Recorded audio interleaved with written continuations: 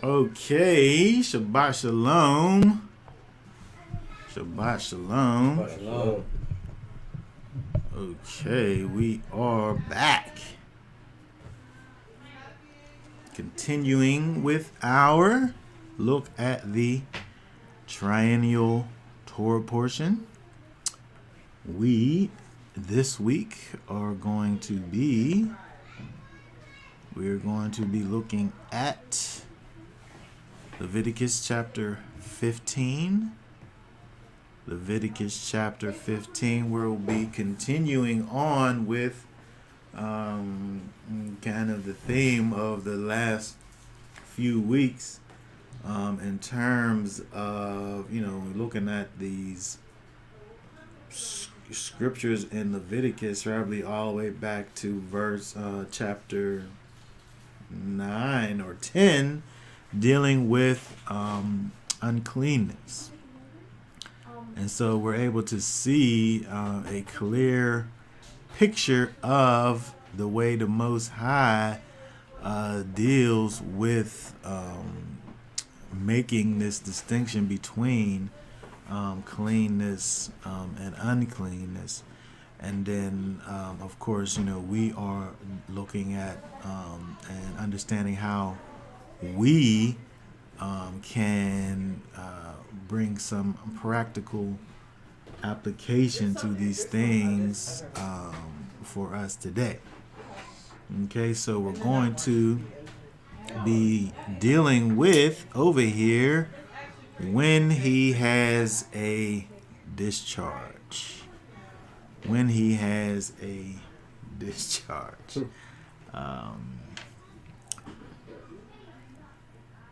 Let's just go right over here. Let me pull up the scriptures. We'll go ahead and read through chapter 15. We'll pull that up, and then we'll go ahead and talk about Leviticus 15. Let me pull this up here. 15. We'll start at the top. And just go ahead.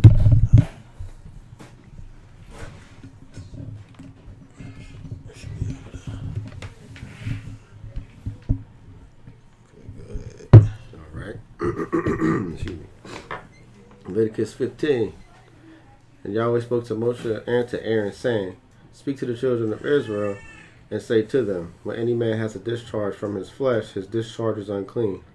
And this is his uncleanness in regard to his discharge, whether his flesh runs with his discharge, or his flesh is stopped up by his discharge, it is uncleanness.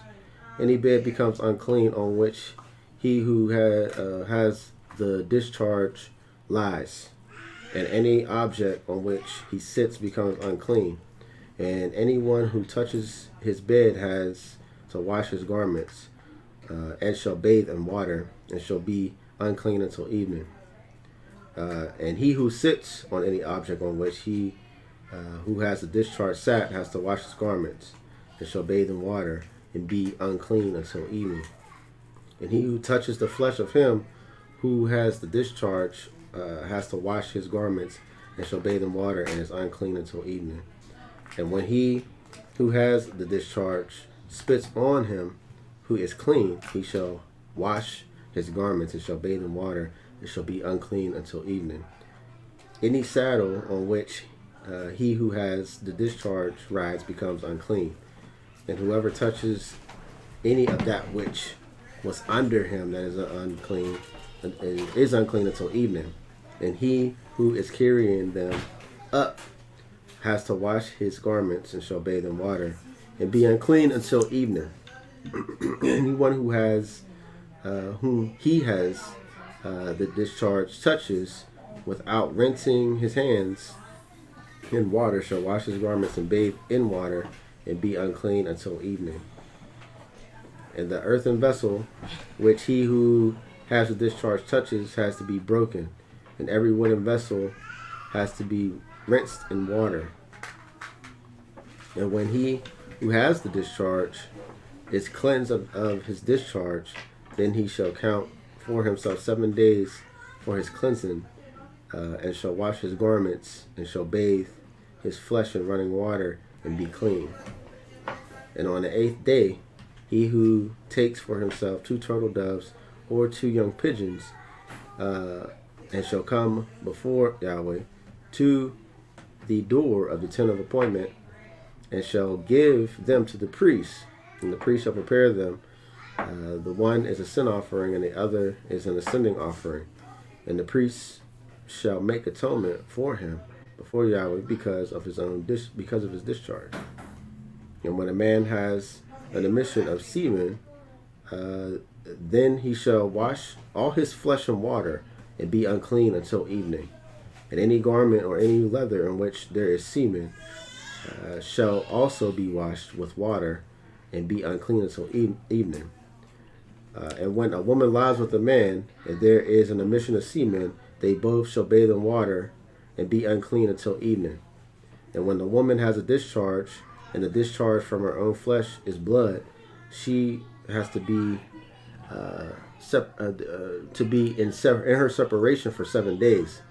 And whoever touches her is unclean until evening. And whatever she lies on during her separation is unclean, and whatever she sits on is unclean. And anyone who touches her bed has to wash his garments, and shall bathe in water, and shall be unclean until evening. And whoever touches any object that she sat on has to wash his garment, and shall bathe in water, and be unclean until evening. And if it is on the bed or any object on which he sits, when he touches it, he is unclean until evening. And if a man lies with her at all on her monthly flow, and her monthly flow is on him, he shall be unclean 7 days. And any bed he lies on is unclean. And when a woman has a discharge of blood for many days, other than at the time of her monthly separation, or when she discharges beyond her usual time of monthly separation, all the days of her unclean discharge shall be as the days of her monthly separation. She is unclean. Any bed on which she lies all the days of her discharge is to her as a bed of her monthly separation. And whatever she sits on is unclean, as the uncleanness of her monthly separation. And anyone who touches them is unclean, and shall wash his garments, and shall bathe in water, and be unclean until evening. But if she is cleansed of her discharge, then she shall count for herself 7 days. After that she is clean. And on the 8th day she takes for herself 2 turtle doves and 2 young pigeons, and shall bring them to the priest to the door of the tent of appointment. And the priest shall prepare the one as a sin offering, and the other as an ascending offering. And the priest shall make atonement for her before Yahweh for the discharge of her uncleanness. Thus you shall separate the children of Israel from their uncleanness. Lest they die in their uncleanness, while they defile my dwelling place, which is in their midst. This is the Torah for one who has a discharge, and for him who emits semen and is unclean thereby, and for her who is sick in her monthly separation, and for one who has a discharge, either man or woman, for him who lies with a unclean woman. Okay, very good. So we look at this over here. Let's go back up. We see that the scriptures for us are giving us some interesting instructions in regards to these bodily discharges. So hold on one second, let me find my cursor here. There we go. All right, so if we go back up, we see this chapter's kind of broken up in different sections over here. It begins, if we just look at the first 2 verses over here, in terms of just the general idea that, wait a second here. Just the general idea in verse 2 that when anyone has a discharge, his discharge is unclean. Right? So let's look at this word right here. Let's see here. Because then, in the chapter it gives us these various examples here of different kinds of discharges, right? Mm-hmm. But let's see here, verse 2. Any man has a running issue. It says in the King James, that word is zub. Or zuv, or this to flow freely. That's interesting. That's interesting because we know that the word Torah comes from the word yara, which means to flow like water, right? And so when we look at this zub, this running issue, this thing that flows freely as water, over here, this thing that kind of does the same kind of a thing in terms of movement, like water. This is also, this is kind of diametrically opposed to what we would think of in terms of Torah, of course, which, is living water. I guess if we think about this, the movement, is as water, but the thing that is describing is something that is, if we're saying that it's unclean, then it's tameh, then it would be of course stagnant or filthy or something that's nasty, right? I can open up I never changed oil before, but I know if you open that plug up, it's gonna flow out like water. And that's not, it's gonna be nasty all over the place, right? You probably changed oil before. I'm not. I'm pretty manly, but I'm not that manly.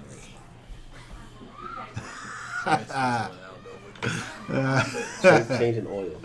Changing oil, boy. That's a step above where I am. I've done that before. Oh, it's easy. You're just a man. You're just a man. No, you're a man. It's just easy. You're just saying. Unscrewing the nut. Yeah. That's okay. So I don't want to. But I'm saying over here, this zub, this thing that's flowing, is freely flowing. But this thing, this discharge from the body is causing uncleanness. It's causing uncleanness, right? And so there's a difference between what we'll actually look at later in terms of the Torah, but the idea is this thing that is coming out of your body that causes uncleanness. And then it goes into the different types of discharges. So if we looked at verses from verse 3 all the way down to 15, is really dealing with abnormal male discharges. Okay, it says if verse 3, this moreover shall be his uncleanness in his discharge. And then it gives you kind of this little list, whether his body allows it to discharge to flow or whether his body obstructs its discharge. You know, if you have some type of a buildup, some type of a blockage, you know, if you know when your body's blocked, you're going to have probably some pain issues or what have you, right? And so when you have this blockage of flow, it's saying, the scriptures are saying that you're unclean, right? Whether his body allows his discharge to flow or whether his body obstructs its discharge, right? So if you have this kind of thing that's coming out of you inadvertently, you know, that causes uncleanness. I'm gonna give a quick example, Go ahead. so people know.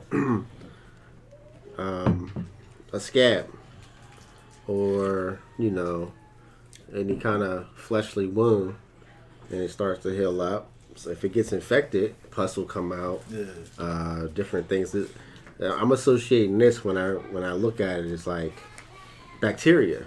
Clearly, any kind of non-healthy bacteria. Yeah. That's infected. The Most High is putting in provisions, like it's like medical stuff, like right here, like like the priest will, you're infected, go over there, clean that off, separate, so if it is something that can spread, you ain't gonna spread it to people.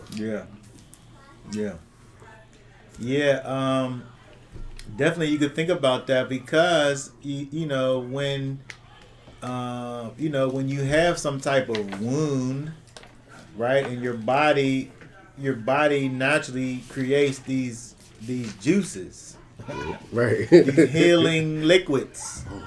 And I've had this happen with cuts and things on my hands where it builds up in there, and then it becomes so tender, right, because of the fact that your fingers and skin is the way that it is, and if it fills up with liquids, that's causing pressure and whatnot, and when that becomes infected, they say anytime things like, if you have like mucus, you ever blow your nose and have like green mucus, that's infection, right? And so the same thing could be like when you have different, like you said, cuts or scars, and it gets infected and begins to swell. That could be included in this thing, because you have this discharge in your flesh that's blocked, right? Or his flesh is stopped up by his discharge, right? And so that could be something that could be on this list of where uncleanness exists in this person. And so again, when we look at this, this idea, what we want to think about is the way that uncleanness was viewed, right? Because when it goes down through like verse 4, any bed becomes unclean that he's on. Well, can I add one? Go ahead. Since we're going down before we go down too far, this made me think of a cold, or his flesh is stopped this far. Whether his flesh runs with discharge, what do you call it? Mucus that just you have no control over that. Yeah. You know what I'm saying? So this is putting in provision for a cold. Like usually you want to separate if you get something that is causing you to do that. Yeah. So it's like, you got a cold. Today we call it a cold. But we know you're not new under the sun. There's some infections that'll cause mucus to just flow from you. So there you go in your bed or throwing up. Yeah, throwing up. Yeah. Because again, that word zub is to overflow or to gush out. Right? And so, any type of discharge that is happening, this flow that exists in your body, this discharge, whether his flesh runs or is stopped, is a cause for uncleanness. So is like pimples, for instance. I was thinking about that because or his flesh is stopped up by the discharge. Mm-hmm. I thought about that. Yeah. Mm-hmm. Yeah, because what's in the pimples is stuff that's like impurities, The bacteria. and it's trying to come out. Your body, getting rid of it, Yeah. I definitely was thinking about that. Yeah. I think all of these things apply, right? All of these things apply. It's not just kind of one thing. It's kind of generalized here. And again, these are abnormal discharges, things that are coming out of you that are coming out of you for whatever reason. Yeah. Whether it's disease or what have you. All of these things are causing uncleanness, and these things bring about the necessity for a separation, right? Because the things that you touch while you're unclean, you cause those things to be unclean. Yep. And if you're talking about these things that are on you as a result of disease, right? It makes sense for you not to be passing your disease around. Mm-hmm. Thinking of this makes me think of metaphorically Mm-hmm. how Yes, talk what's about coming out of the mouth of people Mm-hmm. is infecting other people, Mm-hmm. and the mental diseases that people have Come on. is being passed around. Yeah, exactly. And so it's like these people need to be quarantined too. Yeah. Right. They're allowed to roam freely amongst the people Right. and spread their disease and their mess. Yep.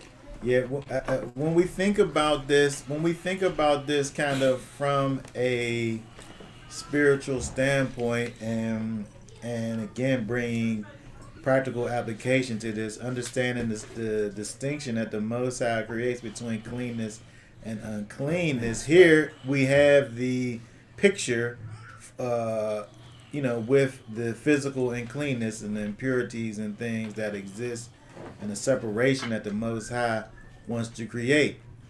And so, it's very easy for us to think about this from, another perspective where, as you say, people, things that you speak, right, is bringing about uncleanness, right? Whether it be spiritual, whether you planting mental seeds of uncleanness,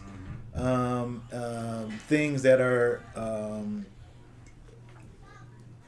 because again, if we go all the way down over here, which is this is very important. If we go all the way down, the reason for this, it says 31, thus you shall separate the children of Israel from their uncleanness, lest they die in their uncleanness when they defile my dwelling place, which is in their midst. We have to understand that the separation of cleanness and uncleanness was for the purpose of the tabernacle. It was for the purpose of the holy place, right? And so there had to be extra levels of cleanness involved with these people because they wanted to maintain the purity of the temple, right? And so when we think about that again from, another perspective, we being the temple of the Most High, Right. We have to protect the sanctity of the Most High's dwelling place. And that's very important. He gives us the blueprint over here with this, and this could be a very serious disease, or it could potentially be something that's minor. Right. But either way, it's some type of uncleanness that the Most High don't want to get. He don't want for that uncleanness to be in proximity with the holy place. And so he makes all of these provisions to make a distinction, make a separation between the clean and the unclean for the purposes of the most holy place. So how much more so should we be doing these exact same things for our own selves, who are indeed the temple of the Most High? Mm-hmm. Because when we look at this, we can't deal with the uncleanness here as they did there, right? Because there's a sacrifice involved. Right. And so when we go through our uncleanness to the point where we need to bring forth our sacrifice, we don't got that part, right? We don't have the temple, right? But the principle exists where, as the temple of the Most High, there is a necessity for us to maintain a certain level of cleanness, right? And so, we have to be able to make a separation between cleanness and uncleanness and behave accordingly. We live, from a physical perspective, we live in exile, and from a clean and unclean perspective, we're basically in a perpetual state of uncleanness, of ceremonial uncleanness, right? If you go out here to the grocery store, some person who has a discharge in their flesh, just tried out the watermelon right before you got there. Yeah. They picked up the piece of fruit and checked it out, to see if they wanted it. Oh, I don't want this one. Yeah. Put it back. Yeah. And then here come you, and you come and, let me see about this one. And you pick it up, and you don't want it either. Yeah, you put it back. I think about this. Yeah, because that's what I do. Like Yeah. when I'm picking out You apples. how do you? How do you not? It's a piece of fruit. You Yeah. don't want to buy Right. a rotten piece of fruit. You got to pick it up. Yeah. You got to try it. You got the market. So what do? They didn't want it. You pick it up. You didn't want it either. But now you got it. Yeah. And you put it down, and then you go touch your cart, and then go down, and Contamination. somebody else comes, and then they got it. Right. This ceremonial. COVID-19. They got this ceremonial uncleanness. Right. That's transferable. Transferable. Okay. Look, if the world went by these laws, COVID-19 would be Man, a tell thing. me about it. Now, if you think about it, growing up, what was we taught when we was growing up? Wash your hands. Wash your hands. Don't be touching that banister. Don't be touching this. Don't touch that. In public, yeah. And just knowing from my multiple operations, I'm leaking in the bed. I need my bandage changed and all that stuff. My grandma, we got to wash them sheets and flip that mattress because it's dirty. And that's all scriptural. Yep. That goes to show you how real this Bible is, man. It's basic instructions before leaving the earth. To Hebrews everywhere. Help on living your basic instructions before leaving earth. When we used to come in from outside, my grandma used to have us wash our hands up to your elbow. Yes. That's how you didn't just go in there and just wash your hands. You had to wash your hands up to your elbows. Your whole forearm and hand Like the surgeons got do. washed. That's the crazy name. That's how she had us do when we came in from outside. But when you look at this, this separation is real, and it's something that we don't think about, right? It's something that we don't think about, but it's something that we should think about. The Most High he gives us, these instructions over here. So again, like I said, when we look at verses 3 through 15, these are all abnormal discharges. The things that it talks about, all the way down. So then we go down to, and again, look, if we look at, what was that verse I wanted to look at? Was it 8?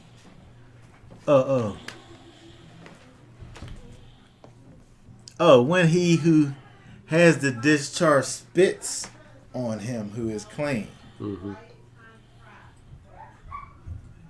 You transferring disease right there. Mm-hmm. Right? Whatever the discharge is, right? You got a discharge. Whatever it may be.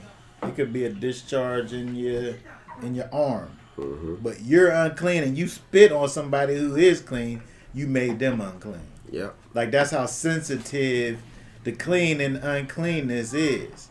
And so, just thinking about that, and we talked about this a little bit last week, is we really have to get to the place where we're looking at sin and these things which are not as, that don't go along according to the law, statutes, and commands of the Most High. We really need to be looking at these things as unclean, filthy thing. As to where I don't care if your hand is infected, but your foot touches me. That's how far I want to be away from you if you're in a state of uncleanness. Mm-hmm. And right, and when we think about this whole idea of sin and the way that the Most High looks at sin, we should be looking at sin the same way, the way that the Most High makes the separation with cleanness and uncleanness, for purity's sake.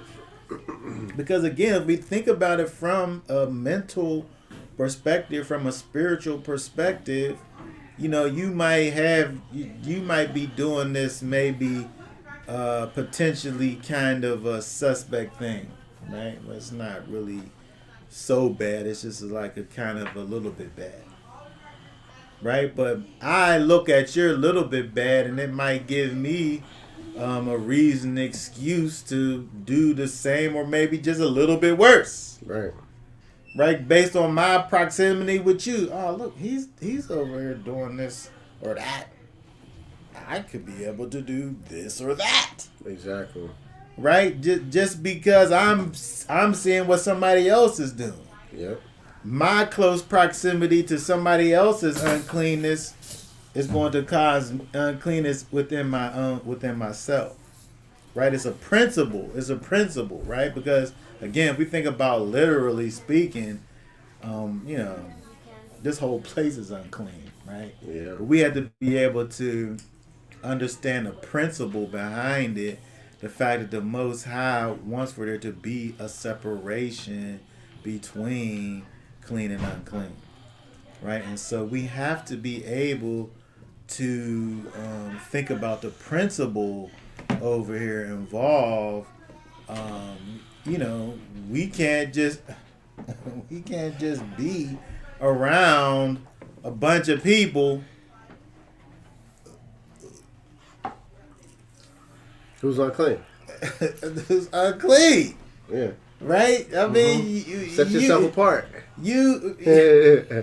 I mean, sometimes you're in a situation where you have to say, go to work and work around and be with other people. Mm-hmm. Maybe you're unclean until even.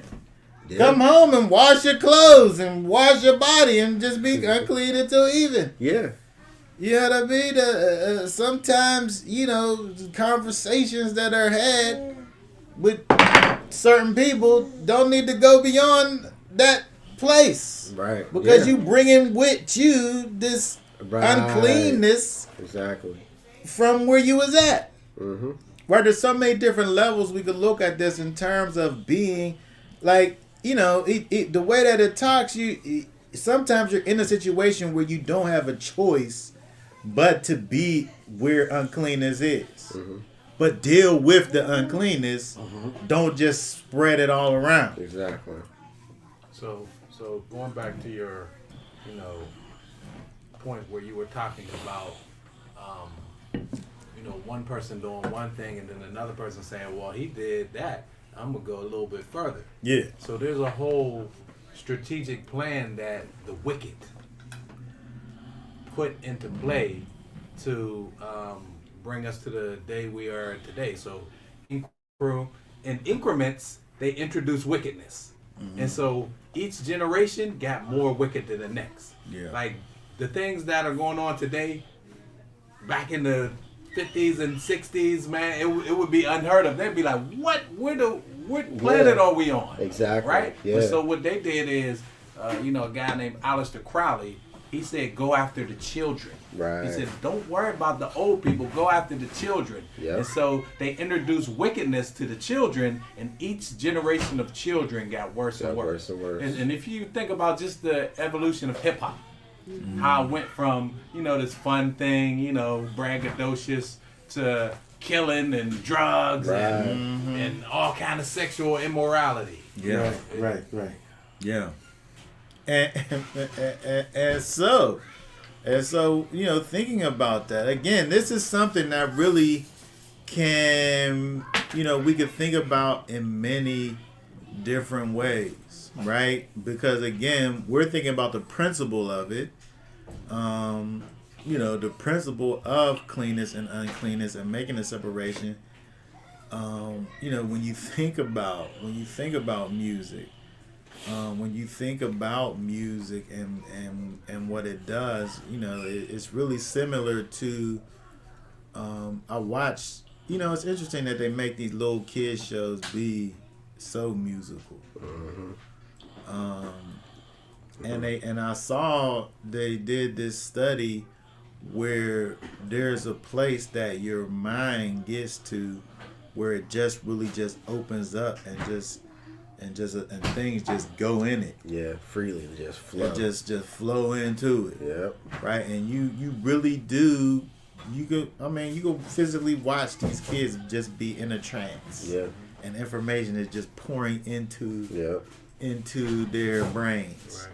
And I'm only saying brains because I'm not a child anymore, but I was a child too, and all of those things that I heard from the 80s on TV is still in there. Yeah. Just floating. It's still there because there was a point in time when you just sat there in front of that TV and that thing just poured inside of you. And so when we think about music, it's the same way. People, you can't really make the argument that, I just like the beat. Yeah. Right. Of course you just like the beat because that's getting you in that frequency where your mind's opening up and then the message is just getting poured into your brain. I was witnessing to a young guy, and I was asking him questions. He kept answering me in rap lyrics. And then I was like, hold on. I said, why do you keep answering me in rap lyrics? What do you think? He's like, man, they just say it so much better than I can. And I'm just like, For real? yes! He was answering me in rap lyrics. It's that crazy out here. Yes. So what you think I'm Wow. thinking? Do you think I'm stinking? Nah, he wouldn't make a rhyme out of He it. was just He would talk. just talk the lyrics. concept, the lyric that someone would say, and I'd be like, wait a minute, didn't somebody say Somebody that? said Wow, rap that's song. crazy. Yeah. Like And I his was mind like- is really like that. I was like, that's when I knew that the effect that these lyrics were having in the minds of people. And so again, thinking about this from a principle standpoint, talking about cleanness and uncleanness and how it's transferable, it's contagious. If I'm sitting there, I got this negative, satanic even message, right? But the beat is just so nice. Hard. It's like, Right, Yeah. but the beat though, Hey, but you know right? what? But I that listen to what he's you saying. can't. I don't care who Yeah. you are. Yeah. You can't not hear the satanic message. Yeah. You cannot. You can't ignore that. That's 100%. Because the beat already, that frequency already got. As soon as you get to that place where you like this, your mind is ready for Hook, whatever line, and comes sinker, next. huh? Really, man. You know, Satan is the original Pied Piper. I tell everybody this. He might have lost his position when he got kicked out of the kingdom. But he never lost his occupation. Minister of music. The man was built with pipes in him. You know? So until this day, he attacks us through that music. And we already a rhythmatic people. So as soon as we hear them things go, it got us. He trying to lead us into the wilderness forever. And it's just like the Pied Piper, you know what I mean? Yeah. But another thing is the entertainment. When we was young, look, enter to tame is what they meant to do. I watch a movie. For instance, like, think about all the movies that had an effect on the way our lifestyle was. Scarface, New Jack City. Even Bruce Lee, for crying out loud. I watched Enter the Dragon. I thought I could kick everybody's butt. I'd go chop up some mop sticks and put nails and chain. Think I got nunchucks. We're still trapped in the black exploitation film era. Ooh, say that again. We're trapped in the black exploitation film era, music era, television, social media. If you look at the modern woman, every one of them act like Foxy Brown. What you say? Yeah. They got that attitude. If you look at the modern man, they want to be a pimp. They want to be, hustler. Dolomite to somebody. Scarface or New Jack City, Nino Brown, That's right, man. That's right. Entertainment. That's what they meant to do. And so when we think about all of these things, right, again, we're looking at this, we're talking about this physical uncleanness. But again, from a principle standpoint, we're able to think about all types of uncleanness that we should either try as best as we can to stay away from, or be sure to cleanse ourselves from it when we get in close proximity with it. Okay? And so from a principle standpoint, that's what we see over here. Sometimes it's impossible for you not to be touched by this unclean thing. Yes. But now what would be the necessary steps for you to cleanse yourself of these things? Right over here, there has to be a washing. Right? Wash your garments, bathe in water, and let the time go by. Mm-hmm. Right? Wash your garments, bathe in water, and you just unclean until evening. Mm-hmm. Go to sleep or something. Don't sit on that. But there's a reset that happens. Yes. Right? There's a reset that happens with the washing. So, sometimes, you come in from being out and you just been in a place where you just been bombarded with all types of wickedness and negativity, then you got to pray. You got to open up the scriptures or something. You got to put on some praise music or something to kind of wash your garments and your body from just being in close proximity with all of this wickedness. Mm-hmm. I was in a car with my brother one day, and he kept playing all this hood music, man. I didn't like what it was doing to me. When I got home, I had to detox twice. Then I had to go to the spiritual gas station and re-up. I really felt like that, man. Because you can't. I don't care who you is. I don't know why. The Most High, He made us like this. He made us. Yeah. The beat. You know what I'm saying? Yeah. When the beat come on, what you supposed to do? And the beat goes on. You can't do nothing about it. There's nothing you can do. And then then you find yourself, hold on, why do I got this nasty chorus in my mind? Ooh, yeah. at the grocery store or something. You know what I mean? Yeah. At the ball and stuff, they just play. You can't help it. Over the speaker. Yeah. Over Or the speaker. the neighbors across the street. Blasting it. Yeah. You know what I mean? Yeah. You ever see how a child moves? I seen a little baby watching Beyonce's video in Pampers, just barely learning how to walk, shaking her behind, shaking her little pamper. I mean, if that's all you see. Like this. And then her parents was rooting her on. Get it, girl. Get it, Well, girl. she probably seen that 100 times. Yeah. Like, wow. And man. so you know, again, we think about this whole idea of cleanness and uncleanness. You know, we have to make a separation, right? Make the provisions that's necessary to help you to be able to stay away from those things which cause you to be unclean.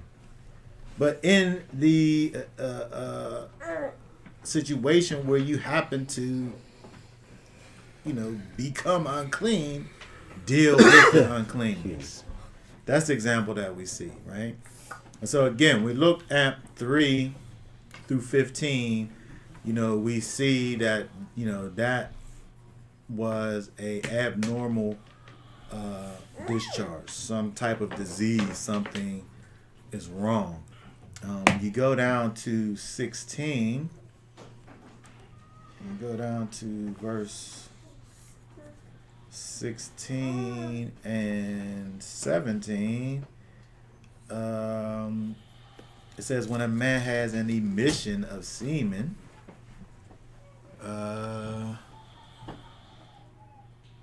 or 18, when a woman lies with a man and there is an emission of semen. Right? And so now you're talking about normal discharge. Right? There's no disease. Sometimes, you your body fills up and then explodes. you got something come out, right? It explodes. Nervous breakdown. And so when that happens, you have you're unclean. So you wash and you're unclean until even. So when you think about, again, now you're talking about something that's just a normal thing that happens, right? And so there's no disease, there's no sickness that happens. It's just something that just physically happens. But it still causes a state of uncleanness, and it still causes you to, what is that? It still causes you to have to do something about it. Right? And so again, thinking about this from a principle standpoint, when we said this already, sometimes, you become exposed to a particular uncleanness that was unpreventable, but the thing that you have to do, things that happen, right? It's not any type of sickness. It's a normal thing, whether you just, That's normal, yeah. these normal emissions. But again, what has to happen then is now do something about the situation that you are in. Very much. Right? We can't just say, well, again, thinking about it from a mental, spiritual standpoint, I heard what I heard and whatever. I saw whatever I saw and whatever. But I mean, even though I kind of thinking about it, and like I kind of can't stop thinking about it. Like you got to do something about this uncleanness that you come in contact with, right? We don't see no example of not dealing with the issue, whether it be abnormal or normal issue, whether it be something that you caused that you're dealing with the repercussions of, or it's something that you had no control over, right? Whether it's normal or abnormal, the thing that's the same is once you came in contact with this uncleanness, you dealt with it. Yeah. You just didn't do nothing. right? And I think that is the thing that we have to think about in terms of the practical application over here, because you can't just let things just go unchecked, right? You got to deal with the things when they occur, because again, if we look at the end game over here, right, was to maintain the purity of the temple, of the tabernacle. If you don't wash with water and wash your clothes and be unclean until evening, I think you can't just not wash. I think you got to have all of that. You got to wash. You got to wash, and then you'll be unclean until evening. But if you never wash, you still got the uncleanness on you. Mm-hmm. So you can't time out, right? You don't get the time out if you didn't do the washing part. Mm-hmm. I'll just sleep on it. You know, there's a thing that's coming back before coronavirus. They were talking about it heavy, and they were talking about like Europeans that weren't washing anymore. They said they hadn't washed in months. It's like, yeah, like I feel better since I don't wash. So there was this movement going on of people crazy. not washing. Oh, that's wearing that cologne called Me. I used to smell them. You ever smell people smell like garlic and stuff? Or I smelled a Hamite that was very funkified. And I was told that was a culture of their manliness. I was like, huh? I mean, I guess I said, he must be real manly. Stuff. But for me, and just TBH, when I was off for work, I ain't doing nothing. You lazy little bit. Just sit around, I'll wash up tomorrow. Yeah. But after 2 days. After 2 days, yeah. 2 days. You can't even stand yourself anymore. My mom used to always say, That's the limit. if you smell yourself, 2 days go you by, know everybody else smell you. I start itching. Like, it gets to a point where I'll you get just, sick, though. you can't, I'll right? get sick. It's like something getting inside of me or something. I'll start sneezing, coughing, I'm for real. But the point here is that you have to do something about it, right? You can't just let it. Nature itself, as you know, that you got to wash the filth up off of you. But hold on real quick, though. Just thinking about, historical events and certain people coming in contact with certain people who they had to show how to be clean. Mm-hmm. And then them people taking over them people. Yeah. And their cleanliness is they don't know how to be clean no more. So now the uncleanliness of the other people is just taking over the world because they're the ones who rule the world. Wow. Unclean people. Hey man, that sound like some Plymouth Rock landed on us stuff. But when you look at that, right? When you look at that and see how certain cultures affect other cultures, Yeah. right? So certain cultures affect other cultures. What happens? That's what we're talking about. You're talking about the uncleanness causing the clean to be unclean. The reverse don't happen. If I'm clean, I don't make you be clean by me touching you. If I'm clean, you gonna cause me to be unclean if I'm clean. Right. And so these things can't just go unchecked. The uncleanness can't just be left just to its own devices. Right, because it's not going to be made clean by being in close proximity with cleanness. Right. It's going to make the clean be unclean. Right. Because then too, when you think about cleanliness, there's rules to it, and there's effort and action that has to keep something clean. Yeah. If Yes. you don't have them tools or the effort and action to keep it clean, Yeah. The baseline is dirty. yeah. Dirty is baseline. Yeah. You got to do something to get clean. Right. well, you are dirt, I mean, we from the dirt. Exactly. Yeah. You know, Exactly. You are dirt. Remember, it came from the dirt. Dirt won't hurt. Pick it up and eat it. Count to 5 seconds. All that stuff. Shoot, man. But I tell people. I think that's cleaner than a lot of things Yeah, I was going to say happening that. out I here tell today. people, though, it's more cleaner than what they put in the food today. I said, but that don't mean you just keep doing it.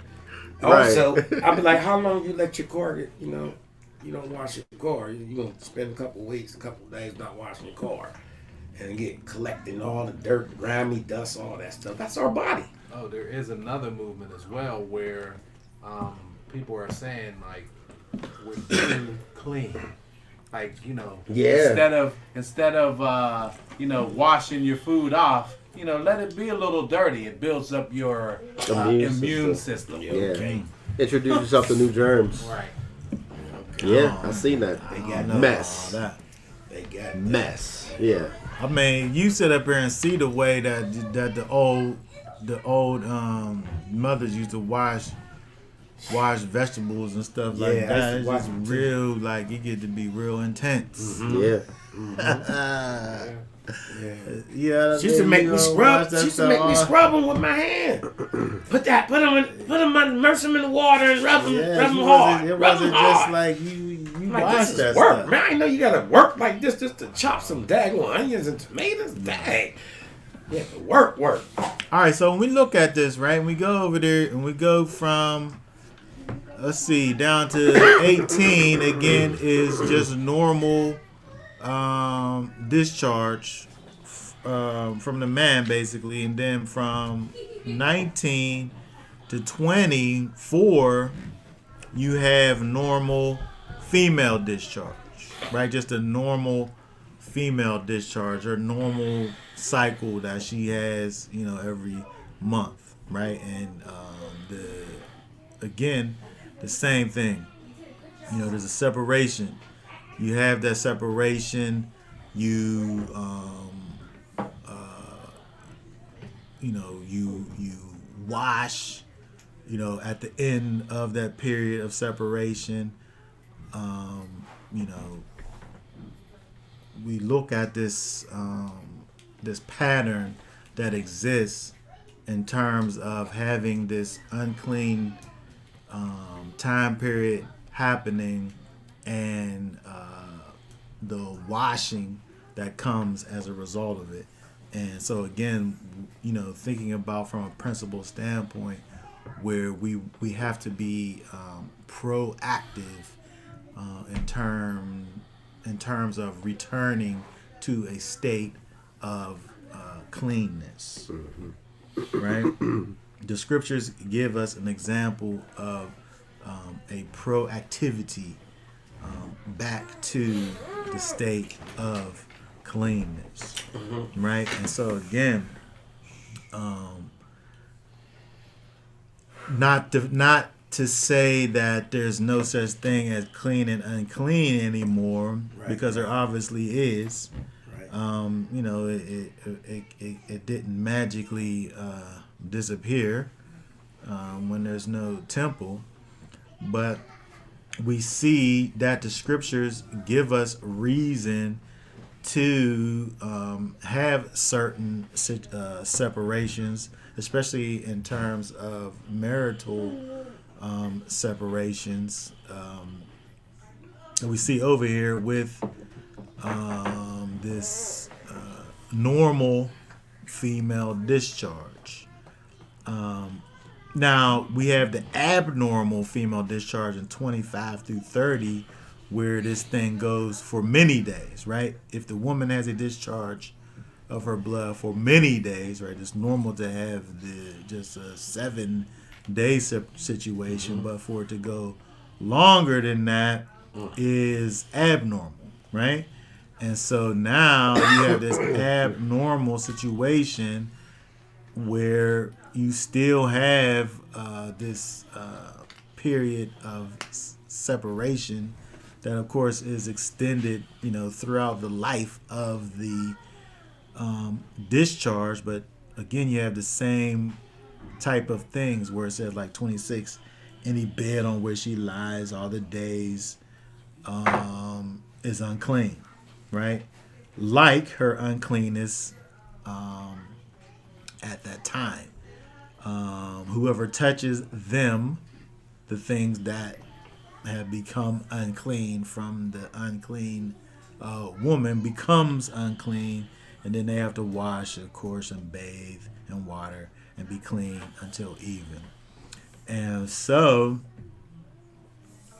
so we see this person says over here, clean and unclean spirits as well. Oh, I was getting ready to talk about that. And so when you think about, all these things are, again, we're talking about the principle of this, right? And so, we don't wrestle against flesh and blood, right? There's a spiritual war that's going on, right? And so, when we get and go into these places, again, I said this, when we go into these different places where you have all these unclean people, when you have, from, and not only just physically unclean, spiritually unclean people. You think we don't gotta wash our clothes and our bodies and our spirits when we come in contact with these people? Yeah. People, we shouldn't be so high-minded to think that we're able to go around some spiritually unclean people and then not be influenced in any way by that spiritual wickedness that we allow to touch us, right? Because again, from the principle, there has to be a washing. There has to be a cleansing when you dealing with these wicked things that go on around you, whether it's something that you're able to help or not help. Go ahead.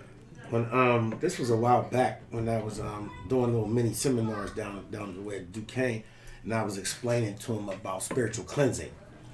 And one thing about the spiritual cleansing, I was telling them, since the fall of man, before the fall of man, it was always the spirit first, mind and the body.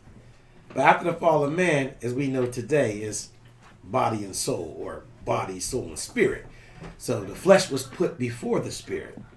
I said in spiritual cleansing, we must be regenerated, which we do by repenting and showing our sincereness by water immersions. Not that we are clean on the flesh, but spiritually cleaning, being regenerated, was just like you're doing some spring cleaning. Spiritual cleansing can have an enduring influence. So I said, just as you spring clean your house, you got to spring clean, spiritually clean yourself. But don't just dust off the bookshelf. Clean it and dust off that Bible as well, and get the clean in your heart and soul. Yeah, but be regenerated. But we can't just think about like a cyclical thing that we would do, because the Most High has a cyclical cleansing process with all of his feasts and things, where we think about times of renewal and times of refreshing, and times of doing our spring, quote unquote, spring cleaning. But what about whenever you go over to your man's in them house and all kinds of filth and spiritual wickedness is going on when you roll up in there? What about that? You gotta roll about. You got to roll up out, but you got to go home and wash. Yeah. And the dove ain't getting that kind of uncleanness off of you. Dove ain't doing it. I was thinking, because Shea butter soap, that ain't doing it. Because we in Leviticus, when you said dove, I was thinking of an actual dove. dove? Because I'm like, wait a minute. Oh, we talking about the soap. Because I'm about to take it literal, like in Leviticus, the sacrifice. Yeah, not that dove. I'm talking about the white one that's in the package. All right. Right, but we need some spiritual cleansing to go on to deal with these spiritual things that touch us when we out here in these places where, you know, you didn't have a choice. You had to be there. Mm-hmm. And we don't think about these things. You know, I feel like you sit up here and get the stuff on you and then wondering why you got attitude with somebody. Because you didn't get some spirit done sat up here and influence your mind. Yeah. And you didn't never wash it. That's 100%. That's Right? 1,000. And so again, from a principle standpoint, when we look at these laws of clean and unclean and dealing with these things that we come in contact with, whether you had to come in contact with the thing or inadvertently, the thing that's the same, you read it over and over again, to wash your clothes, bathe in water, and be unclean until evening. And so you have to deal with the uncleanness. And, you know, we have to think about this from a spiritual perspective. Right? We must think about this from a spiritual perspective because that's what we're dealing with out here. We're dealing with spiritual wickedness all around us.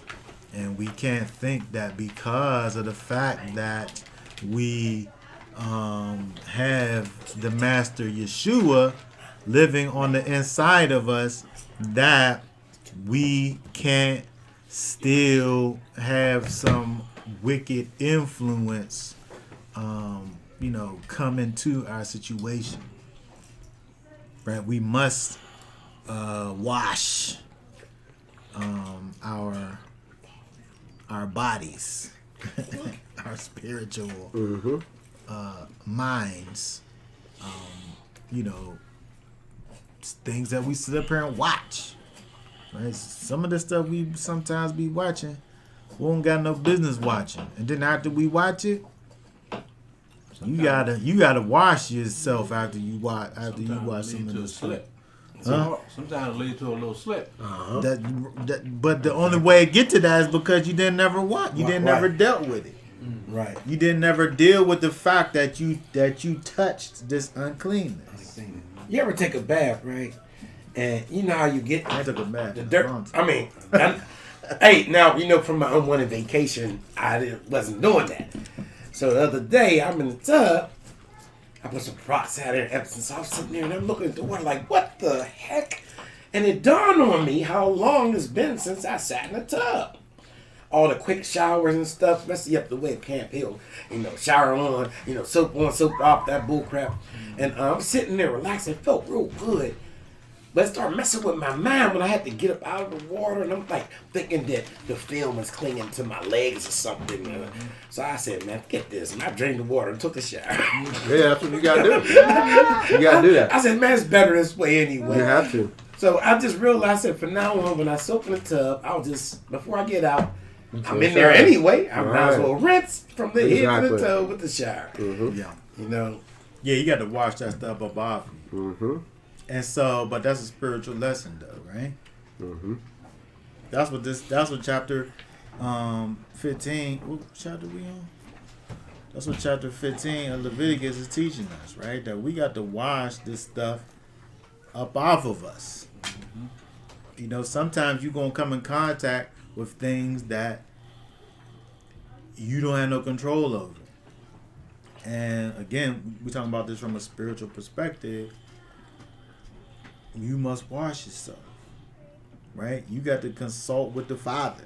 You got to consult with the high priest Yeshua, right? You got to reset your mind when you got that wicked song stuck in your head, right? You got to reset your spirit, right? Whenever you come in contact with this uncleanness.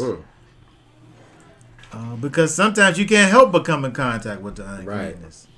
Right. You wouldn't have this from a physical perspective. You wouldn't have this if everybody were just walking around and everybody was just clean. Exactly. You're going to come in contact with uncleanness from a spiritual perspective the problem come in, as you say, the slips come in when you didn't never deal with it properly.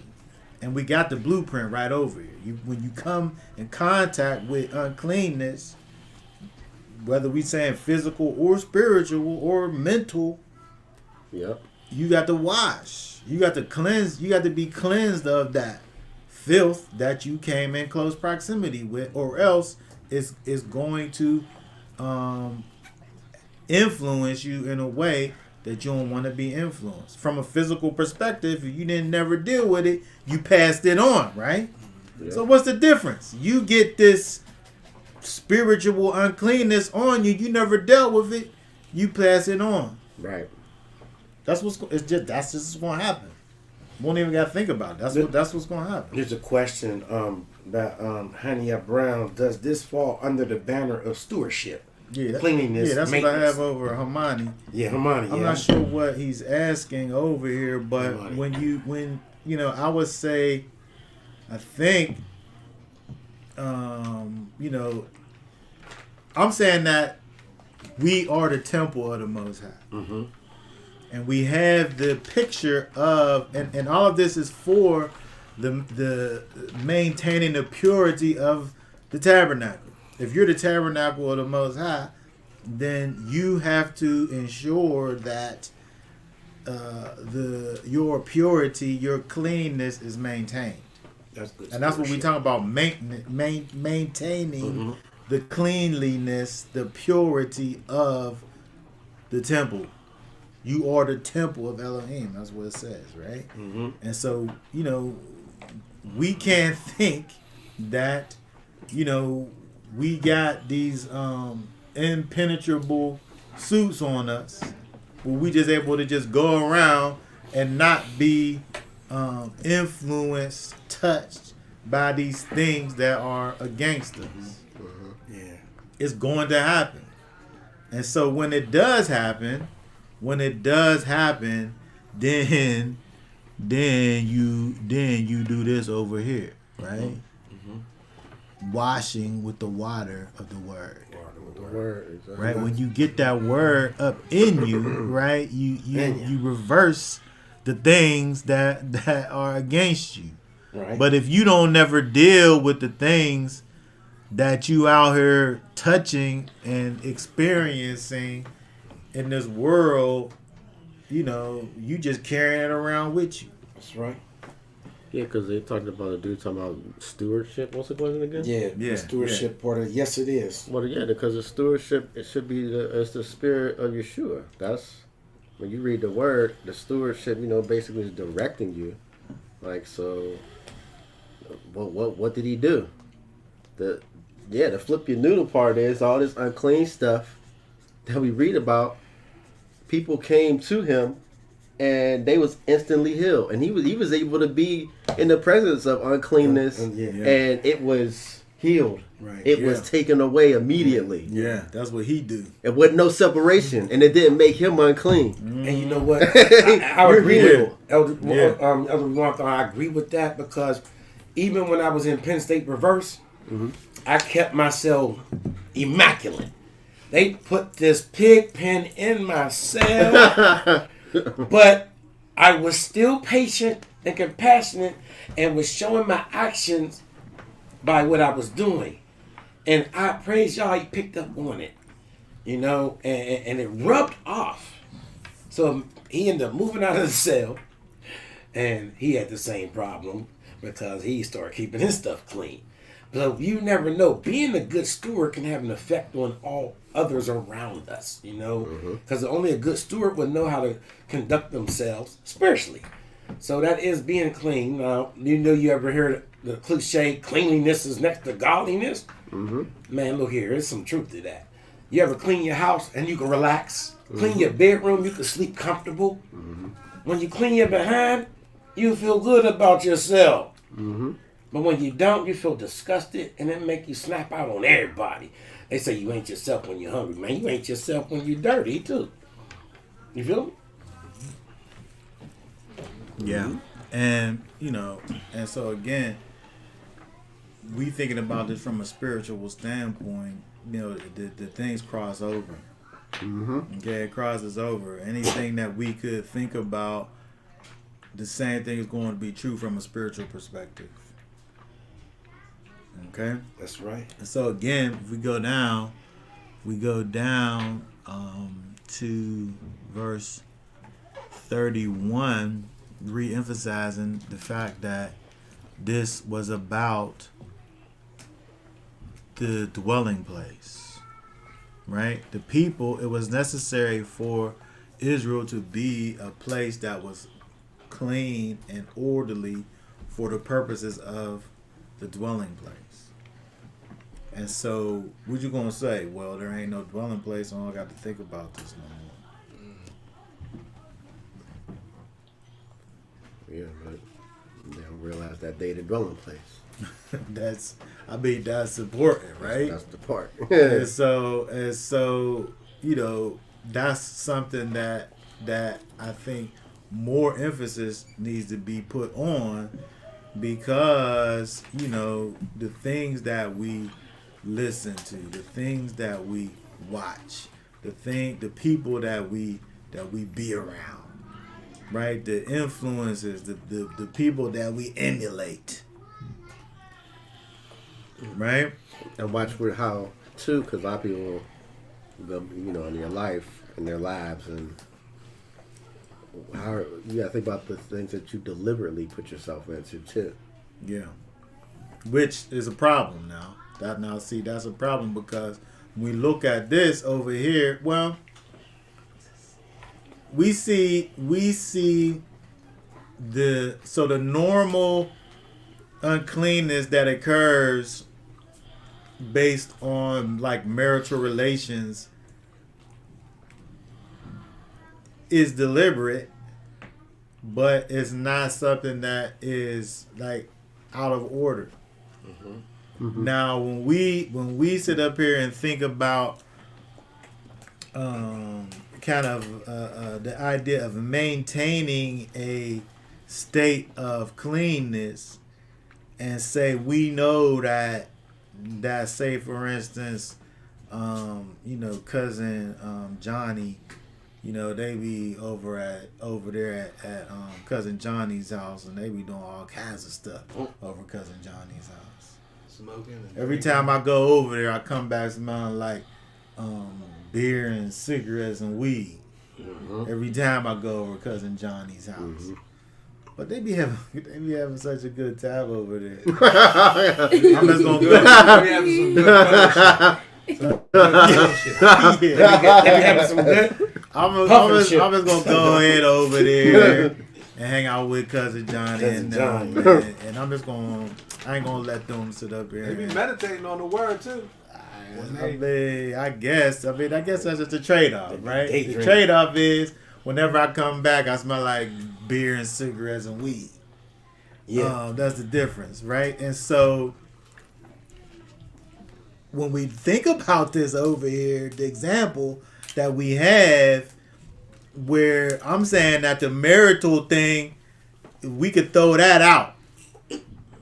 That's an intentional uncleanness, but that's just a consequence of the blessing that the both sides created. But the idea of intentionally going into uncleanness is something that you wouldn't see outside of the marital situation and maybe war. Right? Yeah. If I'm going to war, I'm going to kill somebody and I'll be unclean, but that's Right. war though. Yeah. But just on a regular basis, I'm not going to put myself in a situation purposefully of uncleanness. You're not seeking out the lepers to go hang out. Yeah, for the sake of just hanging with them. Unless I'm Yeshua, I'm gonna go heal them. But if I'm Exactly. just me, right, then there's a difference. I'm not intentionally putting myself in the place of uncleanness. Right. And so what we're looking at is a separation, right? If somebody is unclean, then I'm not going to have them touching me. I'm not going to touch them. Mm-hmm. I'm going to back away from them if I know that they're unclean. Mm-hmm. Right? If they touch me, you touched me. I got to go do something about it Mm-hmm. instantly. Not like, when I get home, I'm going to wash up from this. Like, you go and you do it. Right? Again, from a spiritual perspective, now, what are we talking about over here? There's a separation that you purposefully are making so that you're able to maintain your level of cleanness. Yep. You're not purposely putting yourself in a place of uncleanness. And we're not talking about things that naturally occur. Because those things, I'm saying that the marital relations is just like the menstrual thing. That's something that naturally occurs. Mm-hmm. But if I'm a man with a wife, then I'm not going to have marital relations. If that would be like unto marital relations and menstruation Right. simultaneously. Me putting myself into a situation of uncleanness, which is something that the scriptures don't give you that. And so, from a spiritual perspective, we have to be able to look at this and say, wait, the scriptures is telling me that I have to be able to look at certain situations and say, I can't be over there. Right. I can't be in that situation because I'm going to become unclean. Especially if you don't got the soap or the tools to clean off that level of wickedness. Because some people think they can deal with something and they can't. Some things you got to stay away from completely. Yeah. Yes, absolutely. And so these. Oh, good. I was just gonna say that, like, whenever I talk about nida with women, it's like a necessary thing in order to fulfill the first commandment. To be fruitful and multiply, you have to become unclean. Yeah. So you can't equate the state of being tame with sin, because it's required in order to fulfill righteousness. Yes. Tame is not sin. Sin comes about when you do not deal with your tame properly. Properly, yeah. And this is what we're talking about. So somebody can have a situation where it's about the influence and it's about dealing with the uncleanness. Once you didn't deal with the uncleanness properly, now there's sin.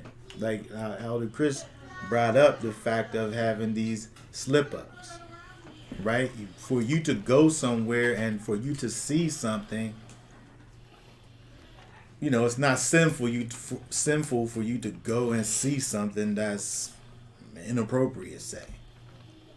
But now that inappropriate thing that you saw and you didn't never deal with it properly, now you got thoughts in your mind. Mm-hmm. And then you don't ever deal with those thoughts that you have, and now they turn into something else. Mm-hmm. Because you didn't ever deal with those things. And so what Leviticus 15 is giving us the example of is dealing with things properly, right? And not putting ourselves in situations purposefully where we're going to become defiled. Right. We're not putting ourselves in defiling situations on purpose. Not dealing with things that naturally occur. But we're not going to purposefully bring defilement on ourselves. Yep. I see what this person is over saying. Cam says, the Pharisee thought that they were made clean by the law alone, but they were made unclean by rejecting the word. Right. Right. And so, we have to understand that Yeshua is the way in which we are cleansed. Right. And so when we talk about washing ourselves, right? We got to consult with the master. When we sit up here and we have these different interactions with things that things, people, person, places, or things that are unclean, Right. we got to consult with the master so that we can be cleansed, Yep. so that those person, places, or things don't corrupt our situation. Right? We have to always allow for the Master Yeshua to, to be a part of our every step. Right. That's Because taking if on we- his spirit. You know what I'm saying? Yeah. Just because your spirit drives you. So what he did is the driving spirit we all should have in us to be like, hey, that's the action. Because we're talking about action here. To be clean, we're going back to the beginning, it's to be just to take action. Yeah. Like on a physical sense, it's scrubbing, but on a spiritual sense, it's where you putting your body. Are you praying? How are you keeping track of deliberately not putting yourself into these things and all that? You know what I'm saying? Okay, so I want to move on from Leviticus. Same thought. Some different scriptures over here. Again, thinking about the fact that the Most High gives us this distinction between clean and unclean. Right? He wants for us to have an understanding of making a separation between clean and unclean, and not to bring about defilement into his temple. Right? There's certain things that are natural, but when we don't deal with the natural things the way that the Most High has prescribed for us to do, that brings about defilement, right? And then now a normal thing now has been transformed into sin. So if we go over, I want to go over to Ezekiel. Let's look at Ezekiel. Ezekiel is right. I can't really see this. Ezekiel 22. Ezekiel 22 and 26.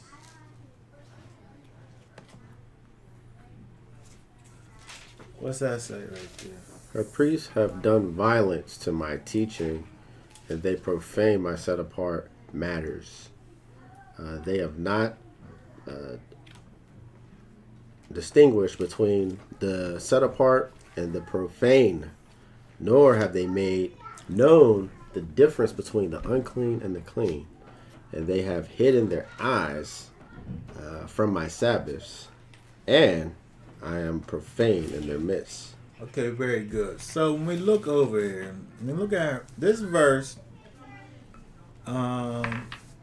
verse 26, really is a continuation of this whole chapter, this chapter 22, Ezekiel 22, where the nation on every level is operating in a dysfunctional manner.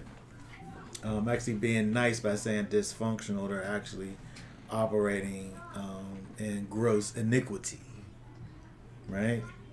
But we can soften it and just call it dysfunctional, right? Outside of the proper purpose upon which they should be operating. But we know that this is a national thing and not just the priests, as it says here, right? Her priests have done violence. But if we go all the way back up over here to, let's see, if we see, it starts off talking about, if we go up to the first verse where he says, Son of Man, judge the city. Right? Judge the city of blood. Right? The city sheds blood in her midst. right? You have become guilty. Talking about the city still, right? He's talking to his people, Israel, right? Those near, those far from you, the city, they mock you. The leaders of Israel, now he mentions the leaders of Israel, right? And the way that they're falling short, right? The leaders, he goes down, you have despised, slanderous men, uncovering the nakedness of your father. He's going on about all of these different things, right? Then you, still talking about the city, taking a bribe to shed blood over here.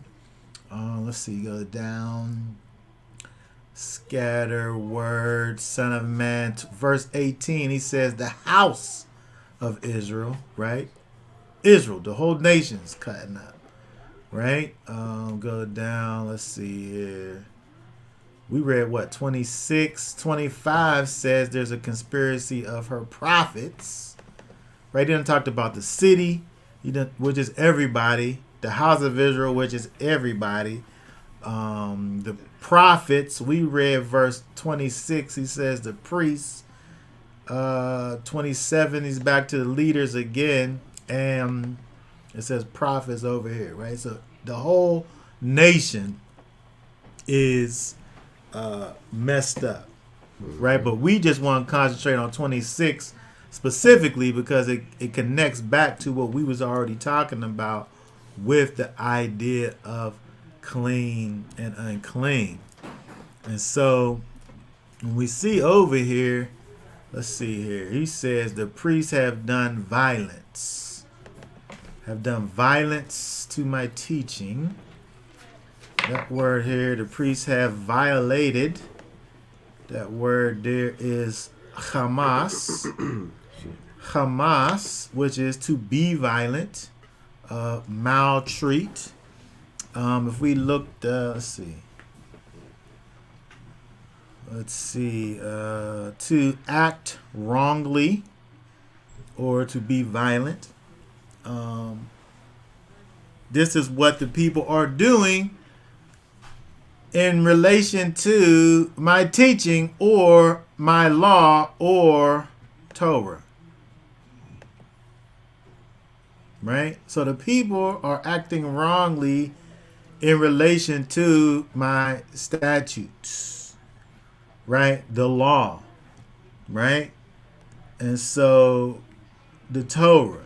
And so again, we talked about this a little bit earlier, and we talked about this before, that the Torah comes from this word here, yara, which means to flow as water, right? Or when you think about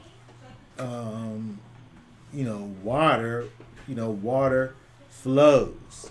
It's alive. It's living water, not like stagnant, not like the stagnant flowing substance that we was talking about with the discharge, but the flowing, living water, where water, it wants to move forward, right? Water wants to push forward. Obstacles are going to come in water's way, and water will go around it to get to where it needs to be at. Mm-hmm. Right? And so when we think about the Torah, the Most High's law, statutes, and commandments, when we walk in the law of the Most High, it causes us to push forward in a way that He has established according to His character. Right? When we're walking in the Torah, we're walking out the character of the Most High. And so these people, Israel, over here, as it says in Ezekiel 22 and 26, they did violence against the path that the Most High has created to cause His people to move forward in a way of functionality, right? And so not only that, but it says that they profane the set apart matters. So the things that had to do with set apartness, they profane those things, right? The things that had to do with set apartness, they actually defiled those things. Let's see, this word over here, let's see. Profane means to bore. And so they poked holes in it. Right? The Most High has these things, these set apart things. And then these people over here came and they poked holes in it, right? To bore. Right? They wounded it. They dissolved it. So if the Most High has this wonderful container, right? They let the air out of the container. Mm-hmm. They let all of the water out of the thing. Mm-hmm. Right? This thing's supposed to be filling up. Right.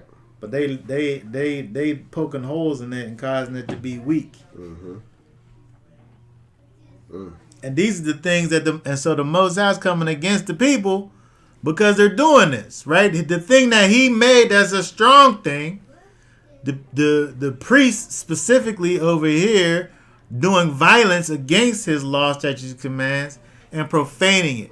They're causing what he made to be strong, they're causing it to be weak. Mm-hmm. Right? His standards that he has created, his set apart matters. I wanted to look at Psalms 19. We're gonna come back to Ezekiel. Look at Psalms 19 because it's interesting that we're able to look at these natural things, the way that water flows, and that be the thing that the word that Torah comes from.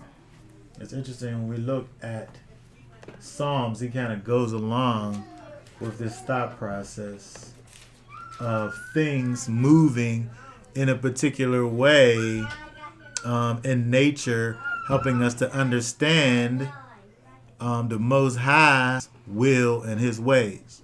So if we look at Psalm 19 and 1, just go ahead and read. Let's see, read down to verse 6. It says, the heavens are proclaiming the esteem of El, and the expanse is declaring the work of his hand.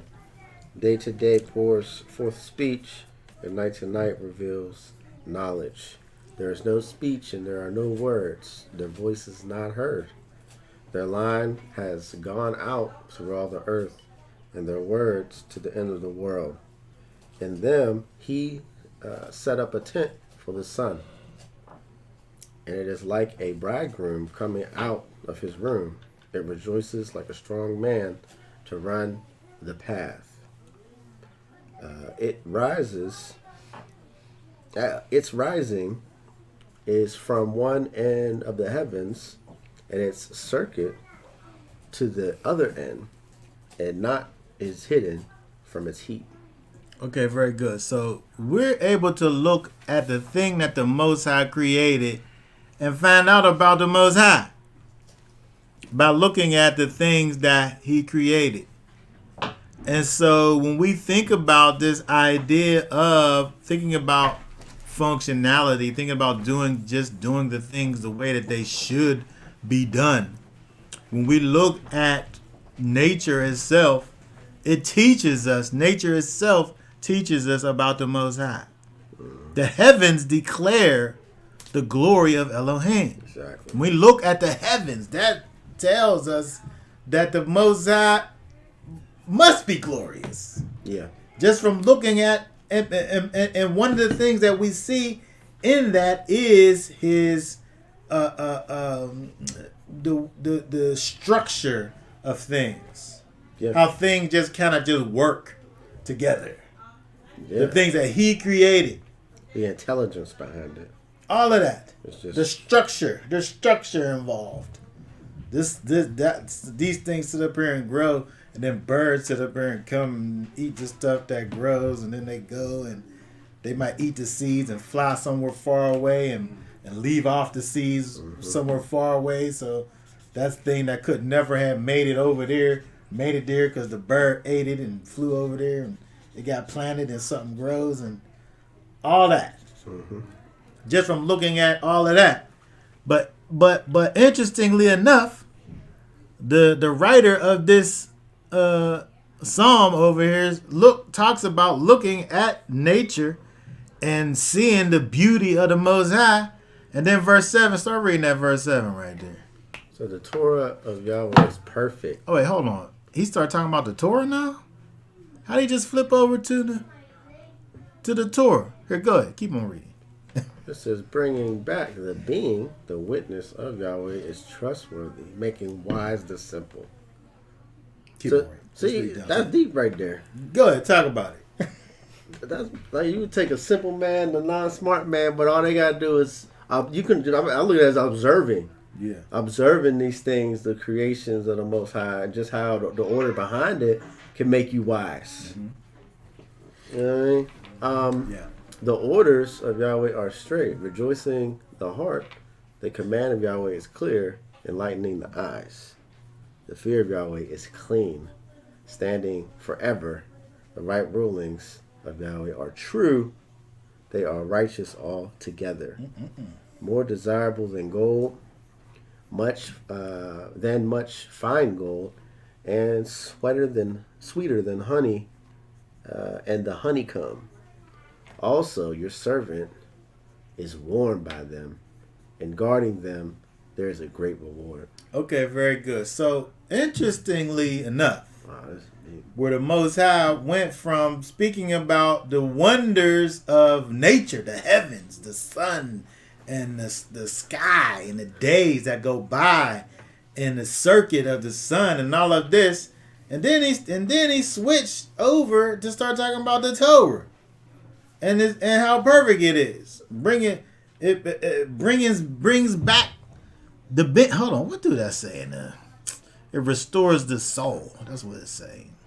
The law of Yahweh is perfect. It converting the soul. Is what it says in the KJV. And so, but there's a connection over here is that the things that the Most High set in place in order that follow His laws, statutes, the things that follow His laws, statutes, and commands, the heavens, those things work together perfectly. They're in perfect harmony with each other. Those things that He created that obey His laws, statutes, and commands. And then he switched over to verse 7 and started talking about His Torah, His law is perfect. If we would just pay attention to what He say, it transforms our very soul. We could be functioning in harmony like the things that He created that's obedient to Him, if we would do this other stuff over here. The orders of Yahweh are straight, rejoicing the heart, all of those things. Right? The fear of Yahweh is clean. It stands forever.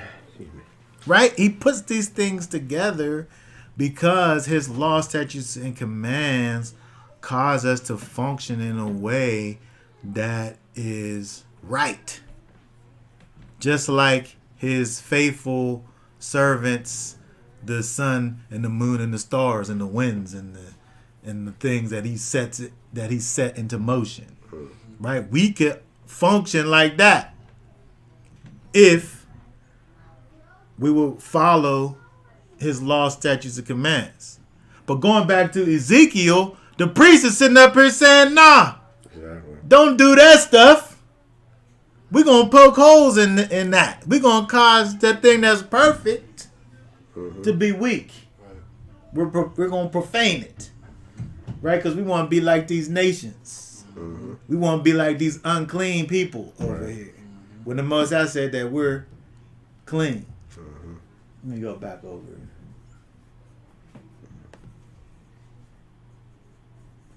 Back to Ezekiel. I just thought that it was interesting that when we look at the Psalms, the transition from the Most High speaking of His creation to the Torah. But it's not. It's a smooth transition if we understand what he's doing, letting us know that his law, statutes, and command cause us to be in function, Right. just like his other creation. Right. Like that's because that's like. I ain't gonna go into that tangent, but man, it's deep. Because Adam had it. You know what I mean? He had it. He had it. And He you did know, it. He had didn't. perfect. He didn't need a book or really instruct it like it was in him. But then he poked holes got poked Oh into my it. goodness! Holes got poked in it. The He holes had got it. poked in it. Yes, It's crazy. yes, absolutely. and that's what you do when you're profaning this thing. This thing is big and it's strong and it's mighty and it's perfect, and you weaken it by just not letting it be what it is. Mm-hmm.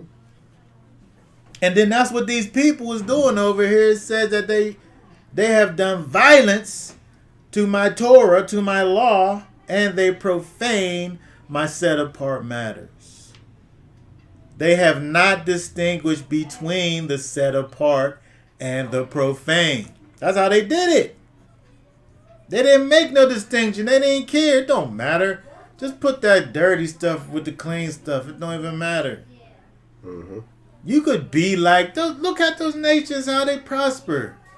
We could prosper too. We could do all of that stuff that they do. Yeah. Let's just do that. It's not that big of a deal. And that's what they did. Mm-hmm. And the Most High Wow. brought his judgment Yep. on us as a result. But this is why. This is why over here they have not distinguished between the set apart and the profane. Mm. Right?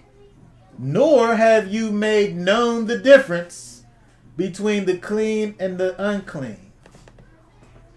You have not made known. You have not caused there to be a proper understanding of the difference, the distinction between the clean and unclean. You made everything common. Everything's regular. Everything's the same. There's no difference. There's no distinction. Everything's equal, on equal footing. There's no more genders. Oh my goodness. Everything is the world Oh my goodness. of the world. This is crazy. But this is this. If we was to look, this nation is not don't belong to the Most High. No, This not his people, ain't no way. Nope. But right? But they keep saying it does, though. This not his people. But when you look at what they doing, the thing that caused Israel to be brought to nothing is what they doing. They're doing the exact same thing. And you I know- feel like he gave us a template absolutely. over here to know what's what. He gave examples. And we can see it happening. And these people over here who talk about one nation under God. Yeah. Which one? It says it's under some God. I don't know what it is. Yeah. But it's not this one Exactly. because you doing the thing over here. Sure ain't. Because you not making a difference between the clean and the unclean. You're not making a difference between the set apart thing and the profane. It don't matter if you're a boy. You could be a girl if you want to be. Go ahead. It don't matter. You could be both if you want to. You could be a girl at night and a boy in the daytime. If you want. Who cares? So what? It's your right. Yeah. It's your choice. And if you don't want your baby, hey, just kill it. Don't matter. You know, it's nothing. Man, it's crazy. Yeah, it's not a lie. But you heard what the It's Messiah not live said. till it's born. Yeah. It's just a It's fetus. just a fetus, right? Right. And then Which we turns use- into a We person. use the stem cells to do all kind of stuff and give you these aborted baby pieces and flesh and Yeah. All that. we'll give it back to you Mm. and you can eat it, Yeah, feed it to you. digest it. Yeah. All the things that the Most High said make that we you wasn't unclean. supposed to be do and make you unclean. These people find a way to do it and it be unclean, and they found a way to do it and tell you that it is fine. Don't worry about it. It's nothing. We sanitized it. We sterilized it. That's deep. It's clean. That's this. That's This. They didn't make a distinction between the set apart and the profane. That's deep. They didn't make a difference between the clean and the unclean. It don't matter. Whatever. Do whatever you want to do. It's nothing. That was the Old Testament. And you know what they Don't did? But you know what though? It's the Old Testament, but you gotta remember what the Hamashiach said. Just as it was in the days of Noah, so shall it be in the Son of Man come. What was they doing in the day of Noah? You gotta understand, they were sinning continuously. But Yah was patient and he waited. So, he's not quick to anger. So, by the scriptures telling us he's not quick to anger, man, they was carrying on to the point where he said, I should have never made y'all.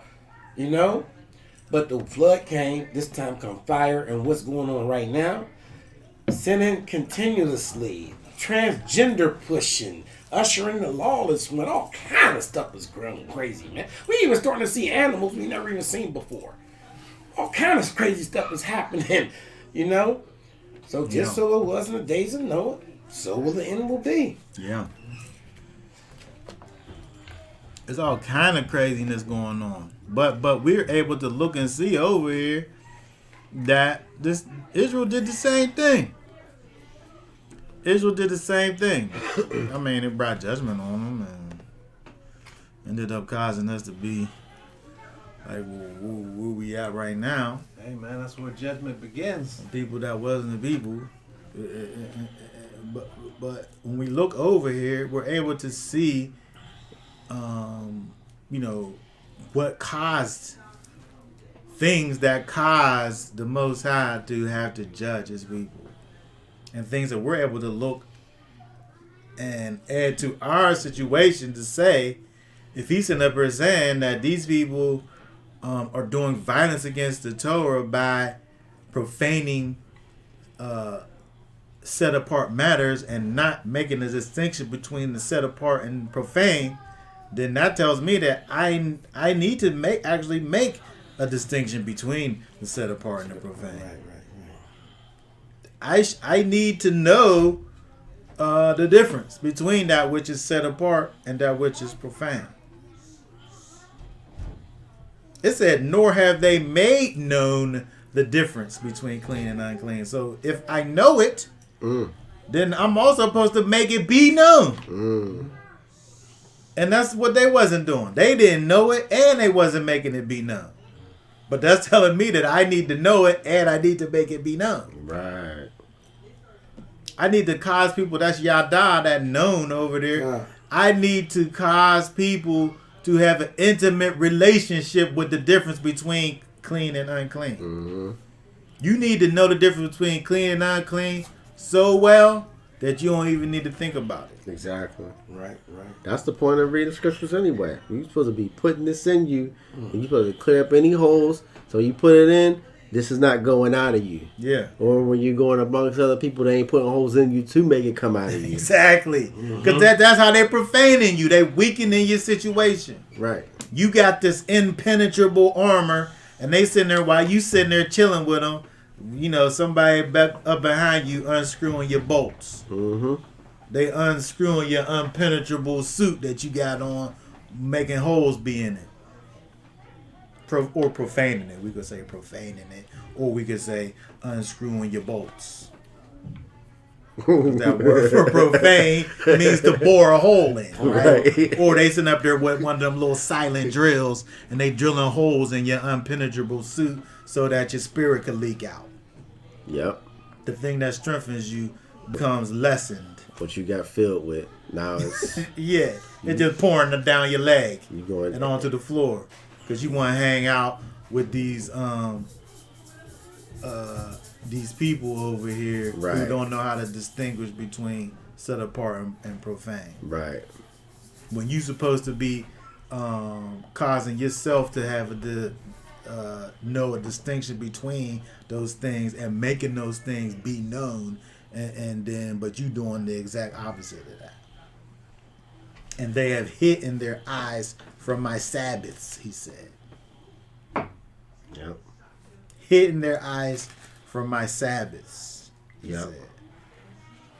The first thing that the Most High said was set apart you gonna hide your eyes from it. Nah, it's not. It's not holy time. Yeah. No. You're turning away from it, right? Mm-hmm. But again, when we think about Psalms, think about what you got to do to sit up here and do this, right? You bringing yourself outside of the natural state of things, Right. right? Because we could just look outside and see function and structure and beauty in the Most High's creation, Right. the way that it's supposed to be. We could just look and see the thing that he done, like he got the thing on a rope and he's pulling it.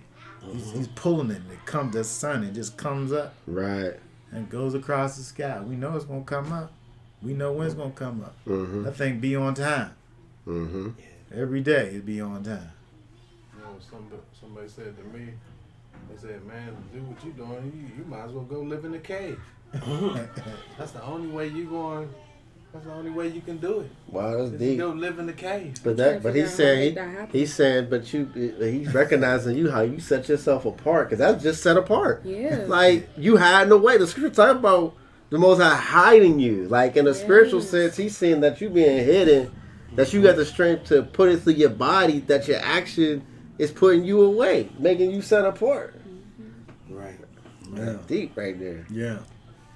But again, thinking about the fact that, you know, people, us, Israel, you know, we're disobedient, but nature is obedient. Mm-hmm. Right.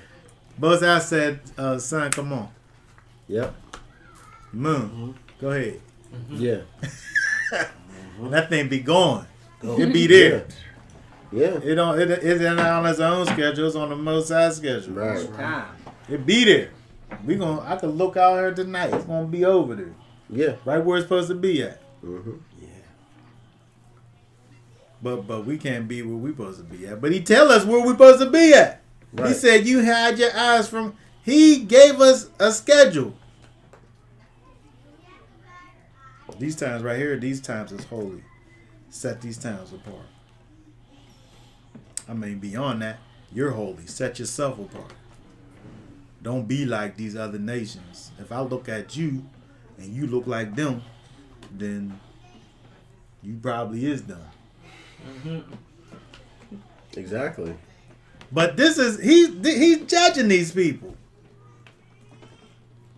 These people over here that he's describing, that's doing all of these things.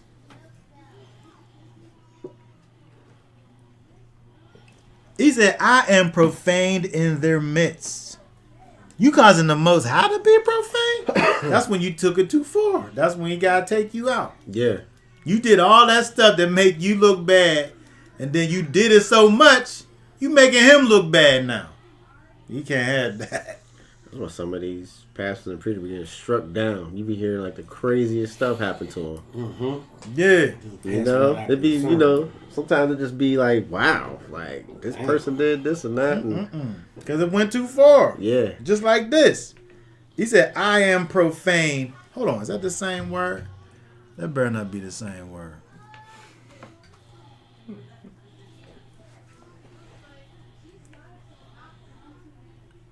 Let's see here.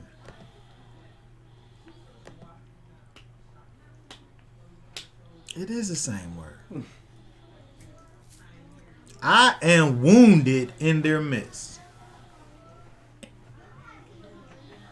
I got a whole board in me in their midst, the Most High said. There was a whole board in him as a result of these people over here not making the distinction between clean and unclean and the difference between the set apart things and the common things.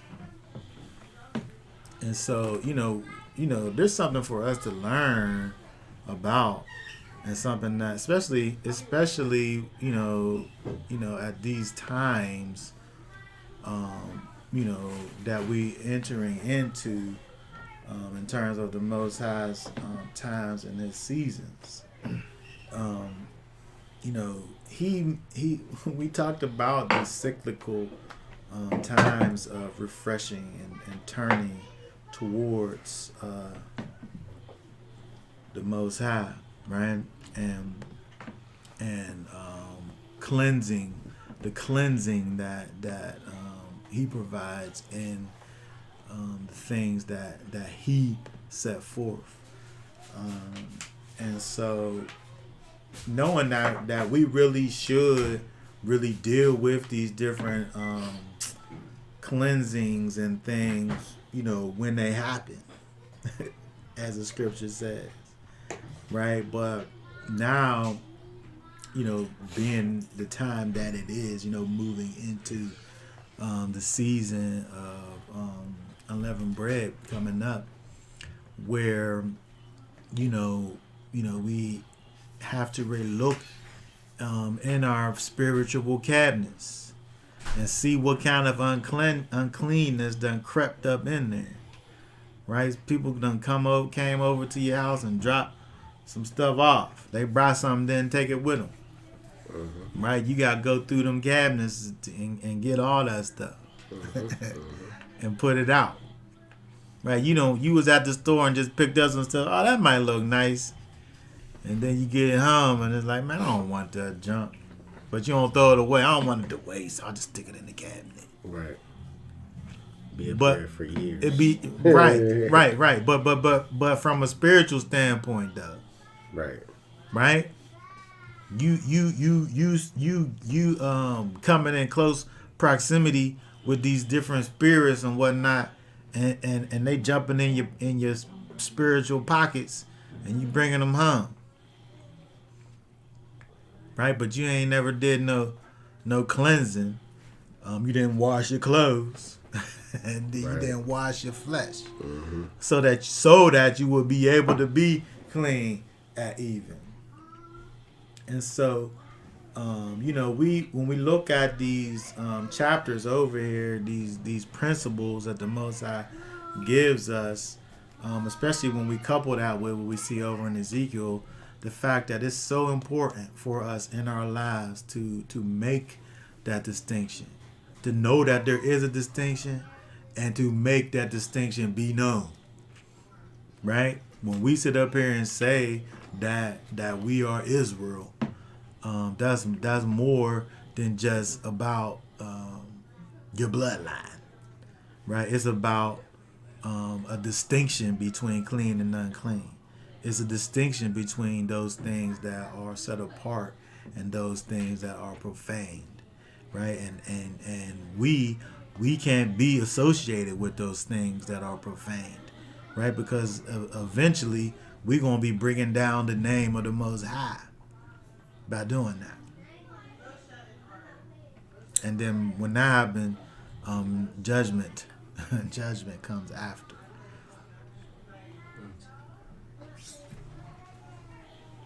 Okay. 1 Thessalonians 5:22 said, abstain from all appearance of evil. All appearance of evil. Stuff that just even look like it's evil. Abstain from that stuff. It don't even gotta be evil. It just look evil. It look evil. It look like I don't got no business. Yeah. It might even be really that bad, but it might, technically it ain't. Technically, it ain't even that bad. But it's going to cause look at it, somebody, it's going to cause uncleanness in somebody. Mm-hmm. Right. That's what's going to happen. Mm-hmm. And then that uncleanness ain't going to get dealt with. And then that uncleanness is going to turn into sin. And iniquity. This is a doorway. Exactly. Uncleanness is the gateway drug to sin. Right.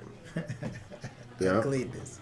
Because uncleanness, it's important to understand that uncleanness ain't sin. But when you don't deal with the uncleanness, that's sin. Infections start.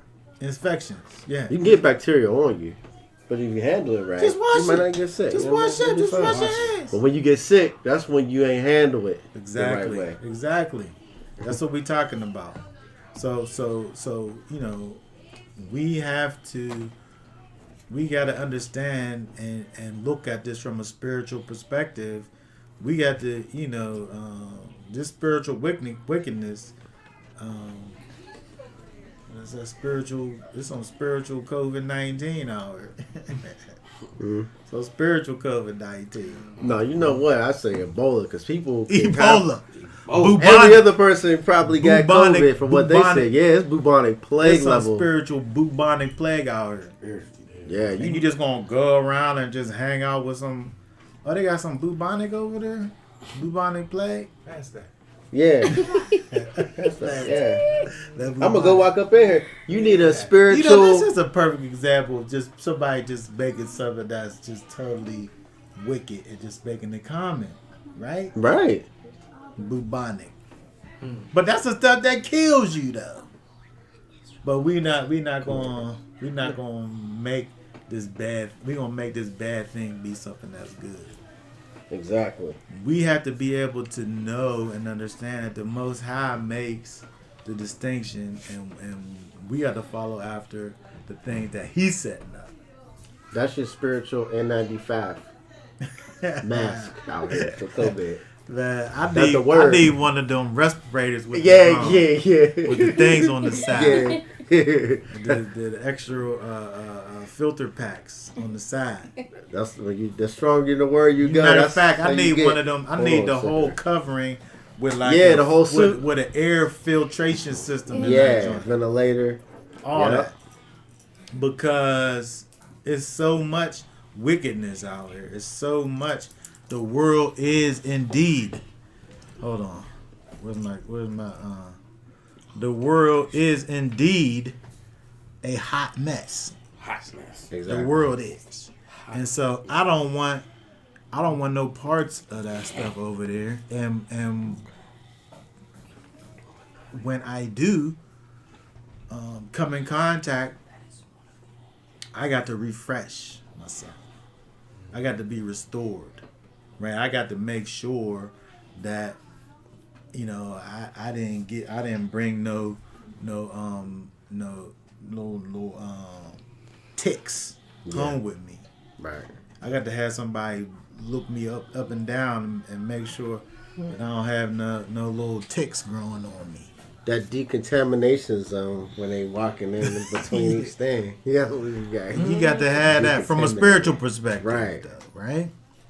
Because again, these things are so important, and we could go on and keep acting like it's not that serious. We could go on and just act like it's nothing. It's not that serious. It's just a little song. I just like talking like this. It ain't that big of a deal. Mm-hmm. I don't want to. I've never been a gambling type. Maybe it ain't a big deal. I don't know that. You ain't taking your chances. Nope. I don't gamble. Right. I don't believe in it. I don't believe in gambling. I'm just going to do what he said. He said make a difference. I'm going to make a difference. I could see over here where somebody didn't make a difference and something bad happened to them. Mm-hmm. So I'm just going to go here. I'm going to play those odds. Right. Yeah, exactly. That's a sure thing. That's the best outcome. That's you a can. sure thing to me. Right. Okay. Anybody have any thoughts or questions or comments on any of that stuff? All I want to say is if you be found with a pimple and needs to be pop it and cleanse it so that you will not be continually dirty, unclean. All right.